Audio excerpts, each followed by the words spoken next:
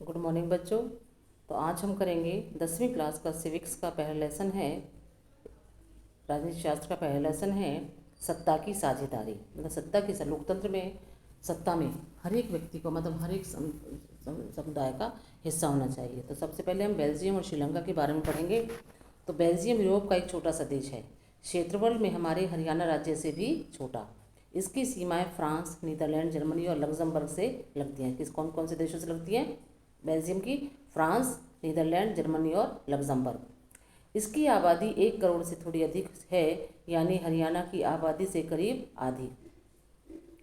इस छोटे से देश के समाज की जातीय बुनावट बहुत ही जटिल है, पेचीदा है। कैसी है जातीय बुनावट? जटिल है। क्वेश्चन आ सकता है ये, ठीक है।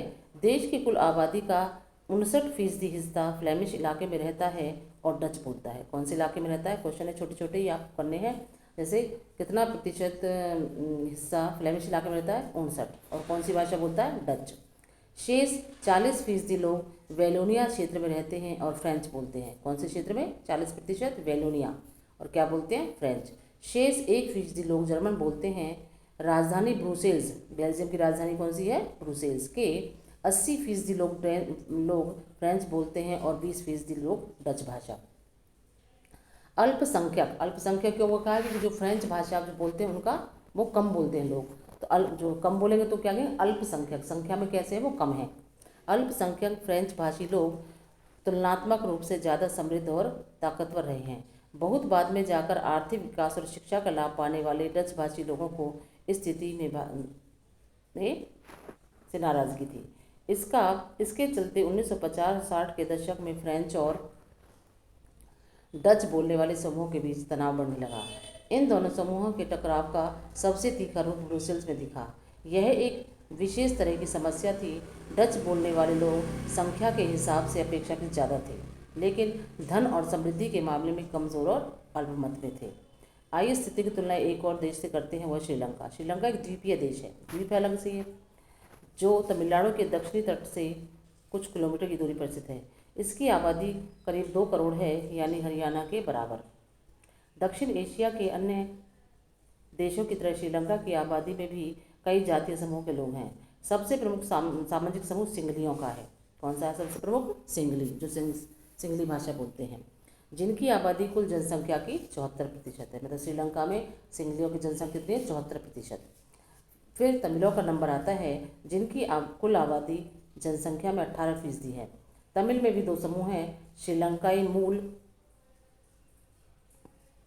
के तमिल 13% और हिंदुस्तानी तमिल, जो औपनिवेशिक शासनकाल में बागानों में काम करने के लिए भारत के से लाए गए लोगों की संतान है।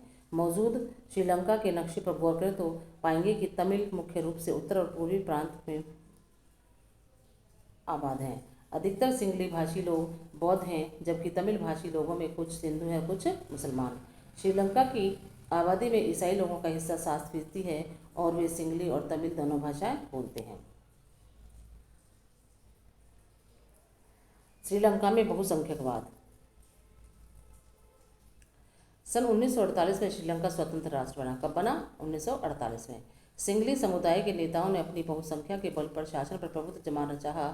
इस वजह से लोकतांत्रिक रूप से निर्वाचित सरकार ने सिंगली समुदाय की प्रभुता कायम करने के लिए अपनी बहुसंख्यक परस्ती के तहत कई कदम उठाए। 1956 में एक कानून बनाया गया, जिसके तहत तमिल को दरकिनार करके सिंगली को एकमात्र राजभाषा घोषित कर दिया। तो सिंगली भाषा को राजभाषा घोषित कब किया गया? 1956 में। सिंगलियों को प्राथमिकता देने की नीति भी चली। नए संविधान में यह प्रावधान भी किया गया कि सरकार बौद्ध मत को संरक्षण और बढ़ावा देगी। एक एक करके आए इन सरकारी फैसलों ने श्रीलंकाई तमिलों की नाराजगी और शासन को लेकर उनमें बेगानापन बढ़ाया। उन्हें लगा कि बौद्ध धर्मावलंबी सिंगलियों के नेतृत्व वाली सारी राजनीतिक पार्टियां उनकी भाषा और संस्कृति को लेकर असंवेदनशील हैं। उन्हें लगा कि संविधान और सरकार की नीतियां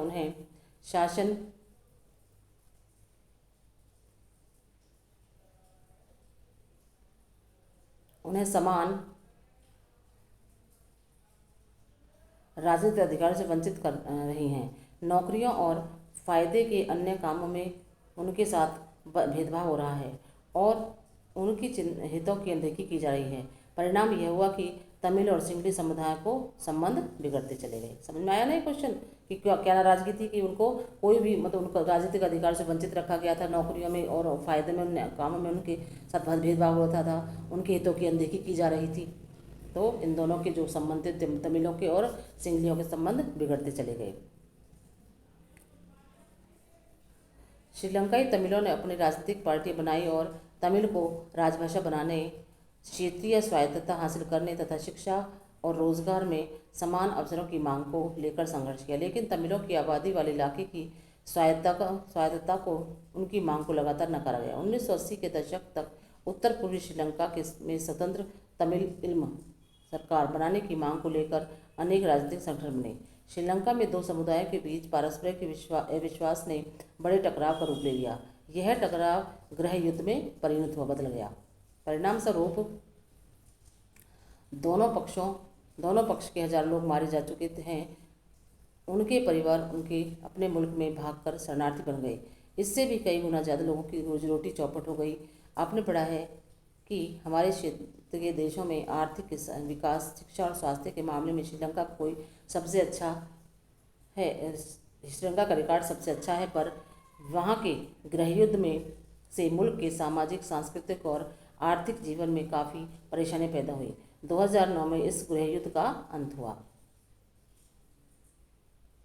इधर का गृहयुद्ध किसी मुल्क में सरकार विरोधी समूहों की हिंसक लड़ाई ऐसा रूप ले ले कि वह युद्ध सा लगे तो उसे क्या कहते हैं? गृहयुद्ध कहते हैं। ठीक है। अब है बेल्जियम की समझदारी। बेल्जियम के नेताओं ने श्रीलंका से अलग रास्ता अपनाने का फैसला किया। उन्होंने क्षेत्रीय अंतरों और सांस्कृतिक विविधताओं को स्वीकार किया। 1970 और 80 के बीच उन्होंने अपने संविधान में 4 संशोधन किए।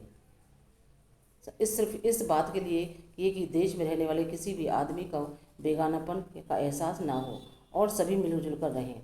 उन्होंने इसके लिए जो व्यवस्था की वह बहुत ही कल्पनाशील है तथा कोई ऐसा देश नहीं कर पाया। बेल्जियम के मॉडल की कुछ विशेषताएं निम्नलिखित हैं।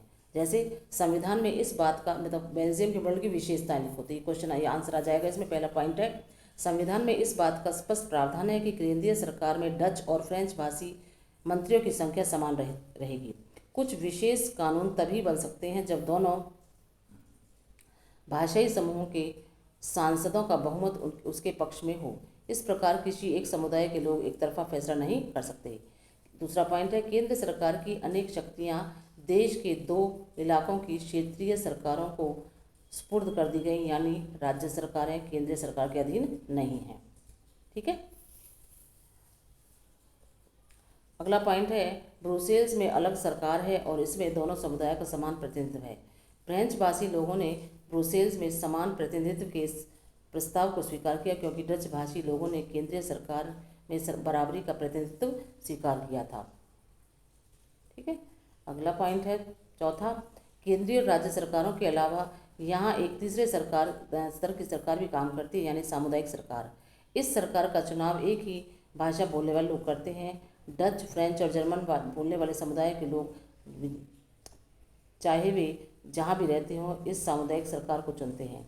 इस सरकार की संस्कृति, शिक्षा और भाषा जैसे मसलों पर फैसले लेने का अधिकार है। आपको बेल्जियम का मॉडल को जटिल लग सकता है, निश्चित रूप से जटिल है। खुद बेल्जियम में रहने वालों के लिए भी पर यह व्यवस्था बेहद सफल रही है। इससे मुल्क में गृहयुद्ध की आशंकाओं पर विराम लग गया है, वरना गृहयुद्ध की स्थिति में बेल्जियम भाषा के आधार पर 2 टुकड़ों में बढ़ गया होता। जब अनेक यूरोपीय देशों ने साथ मिलकर यूरोपीय संघ बनाने का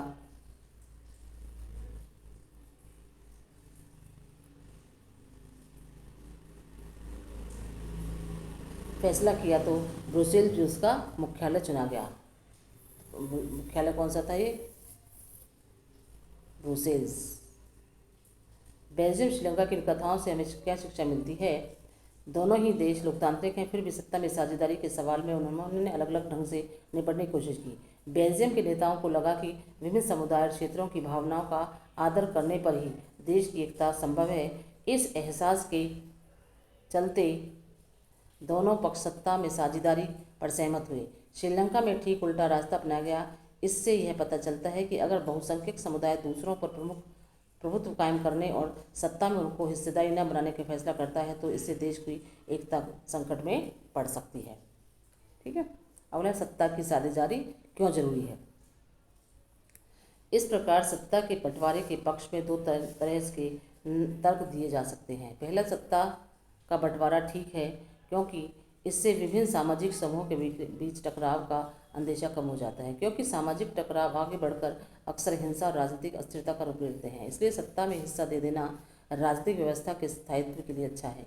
बहुसंख्यक समुदाय की इच्छा को बाकी सभी पर थोपना तात्कालिक तौर पर लाभकारी लग सकता है, पर आगे चलकर यह देश की अखंडता के लिए घातक हो सकता है।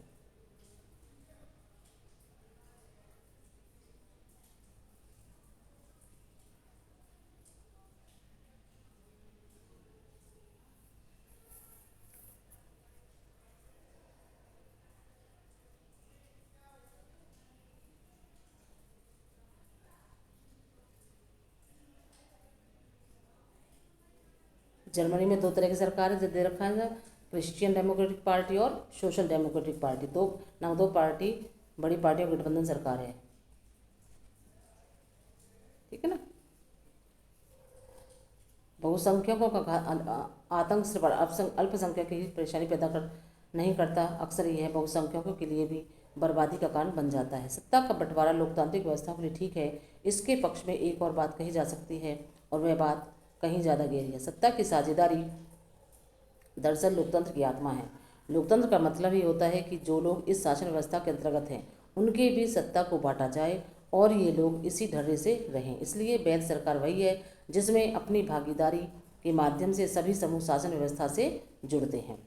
इन दो तर्कों में से एक को हम युक्तिपरक और दूसरे को नैतिक तर्क कह सकते हैं। युक्तिपरक या समझदारी का तर्क लाभकर परिणाम पर जोड़ देता है, जबकि नैतिक तर्क सत्ता के बंटवारे के अंतर्भूत महत्व को बताता है।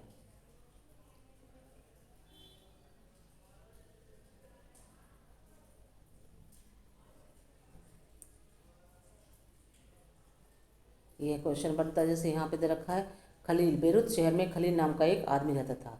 तो खलील कहाँ का रहने वाला था? बेरूत। लेबनान की राजधानी है बेरूत। ठीक है।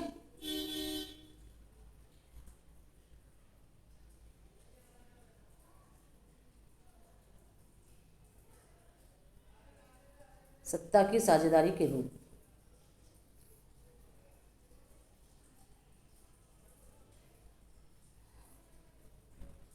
तो ये हम कल करेंगे। अब सत्ता की साझेदारी के रूप अभी मैंने इतना ही कराया है। तो जो छोटे छोटे क्वेश्चन है, श्रीलंका वाला, बेल्जियम वाला जो मैंने क्वेश्चन कराया है उसके, और बेल्जियम के वर्ल्ड की कुछ विशेषता है, तो ये क्वेश्चन आपको अपनी कॉपी पर करने हैं और याद करने हैं।